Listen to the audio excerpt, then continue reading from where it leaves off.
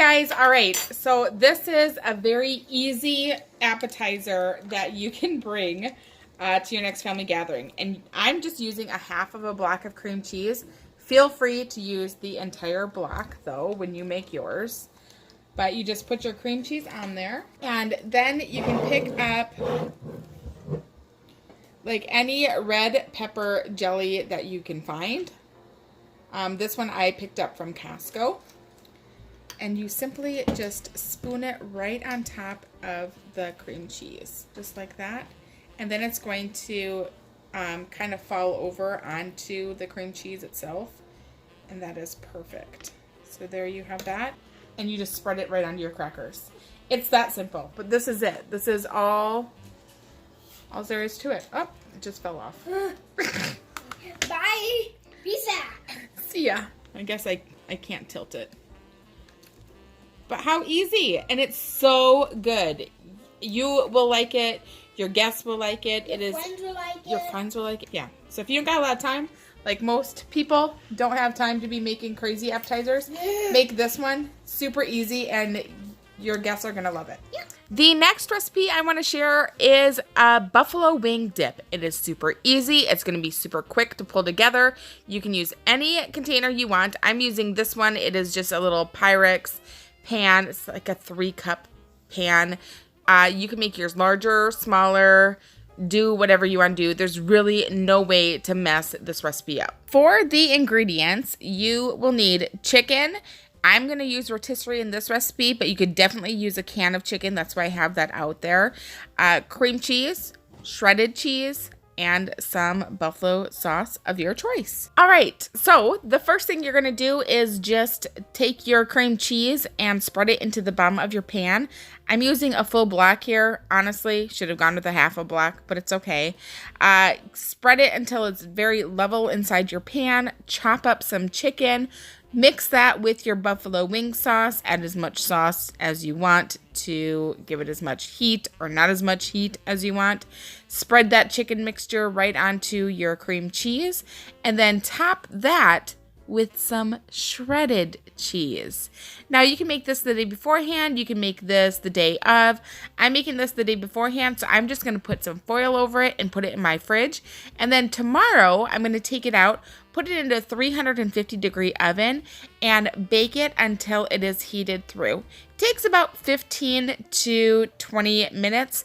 You can continue to check it because it's all going to depend on the size of your pan. So I would maybe check it after 10 minutes and just see how your cheese is going. And you can definitely cook it in the oven with the foil on top of the pan if you don't want that cheese to get all crispy and brown, if you just kind of want it ooey and gooey. So anyway, that is how you make this buffalo dip. I hope you try it, and if you do, let me know. Are you ready for another really easy recipe? Now, this one, I'll leave the link down below to the original recipe. I am kind of deviating off of that recipe because I don't have the ingredients. And just because you don't have some ingredients doesn't mean you can't make the recipe in whole. I did have them. It's a long story, but I no longer have some of the things. So, for instance, you want a jalapeno. I didn't even bother with that. That's too spicy. I'm going with green chilies. Also, it called for sour cream, and I do not have sour cream for some weird reason. So we're not using that. It wants onions. I don't have onions, but I did have this in my cupboard, so I'm going to use this instead of the onions. Black olives, garlic, Lowry seasoning. Surprisingly, I had picked up a Lowry seasoning about a month ago, and we just have never used it. So I have a brand new Lowry seasoning.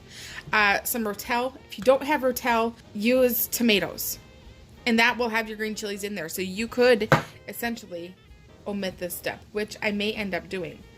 I'm going to set that aside for now so I remember to think about it. If I think it needs more, then I'll add those to it. Some garlic. You need about a cup of cheese. I think this is about a cup of cheese. I have a whole nother bag in my fridge, so if I want to add more cheese to it, I certainly can. Chicken, use rotisserie chicken, chicken breast that you have in your freezer, canned chicken, whatever chicken you have, that's the chicken you can use. And then just get any tortillas.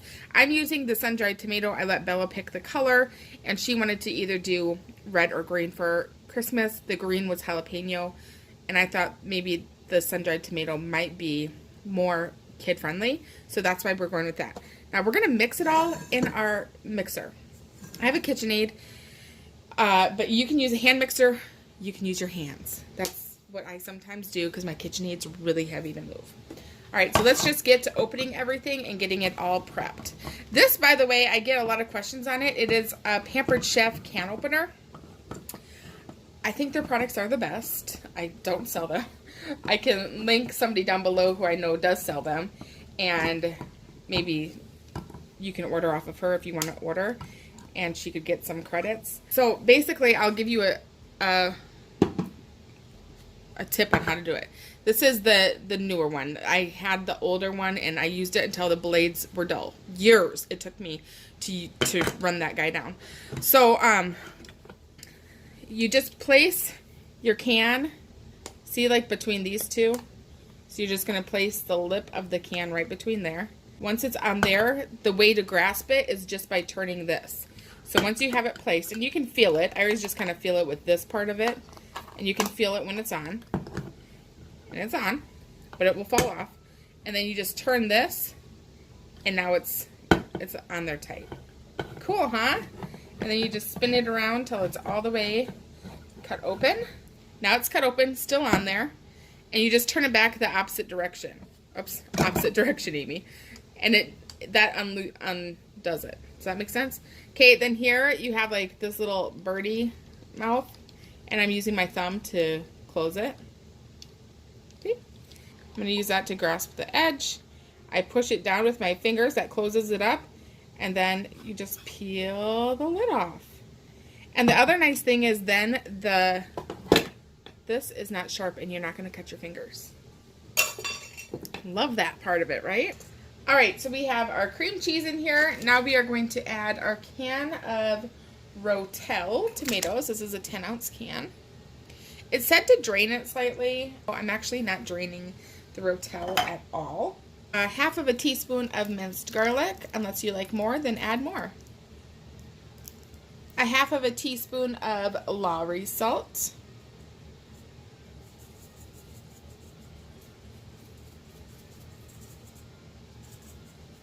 I guess I want some black pepper as well, so I'll add some black pepper in there.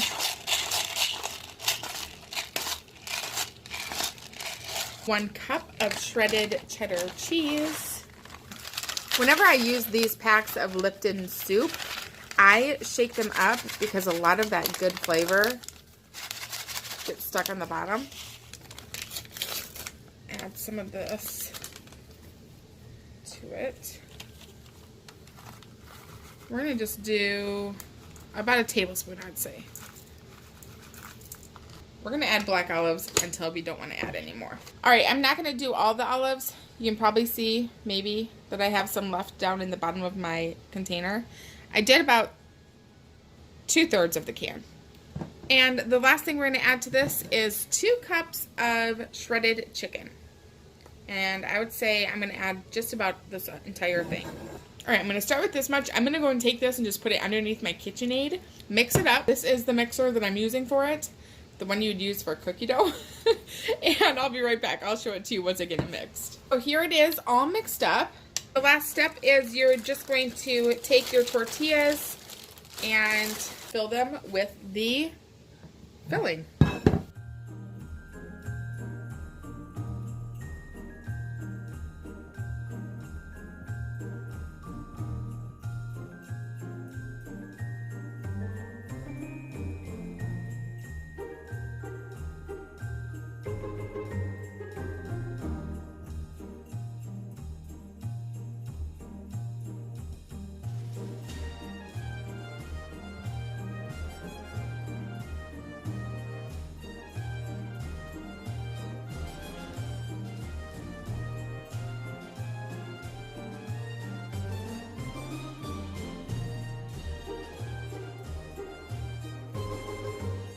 Now we have got them all rolled up. I'm going to roll them again and put them in the fridge. They are way too soft right now to actually cut.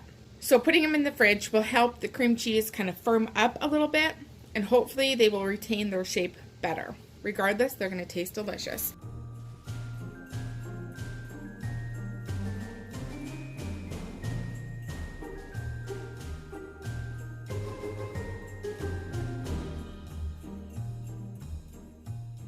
I'm gonna go take these, throw them into my fridge, and hopefully they harden up just a titch. I've taken out my roll-ups, and I'm going to see, they're really still very smushy. So we'll see how this goes. We shall see.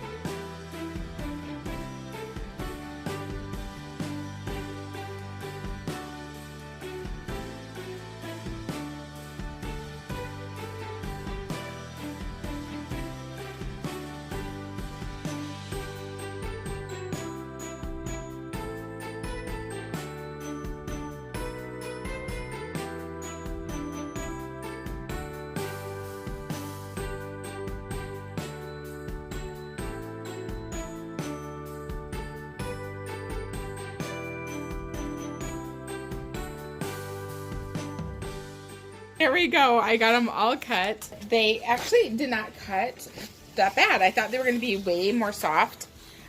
You could probably make this the day of, or maybe even make the filling the day before and then spread it on to these guys that morning and then put them back in the fridge and cut them, you know, the afternoon if that's when you're making them. But I don't know. They cut a lot. Now, this looks like a lot. Like, I did do the entire batch for my family because my family is very large. So, there you go. There is my tray of whatever they are. My tray of tortilla roll-ups. So, I'm going to taste test another one before I bring them because, of course, if they're disgusting, I'm not going to share them. But Bella said they were good. She taste tested one already. And I tried the mixture, and the mixture was amazing. So, anyway, here they are. Pretty easy. Hey guys, I'm back. I wanted to give you an update on what did I think of them. I'm bringing them. They are so delicious. They have a little slight kick in the back of my throat. I'm thinking slight though, but I'm thinking that is from the Rotel. So if you're worried about that, Rotel Original does have a kick. There's heat in there. So go with the Rotel Mild or just do green chilies. I think those are super mild. Well, I buy the mild ones. Go with just green chilies, and you could do like canned tomatoes or even dice up your own fresh tomatoes inside of here. That would be delicious as well. So anyway, I just wanted to come back and tell you, yes, yes, yes, these are good. These are delicious. Make them yourself. Make them for New Year's, make them for Super Bowl party, make them for an appetizer for a birthday party, make them for your lunch. Do whatever you want, but make them. You'll be happy you did. Anyway, thanks for watching.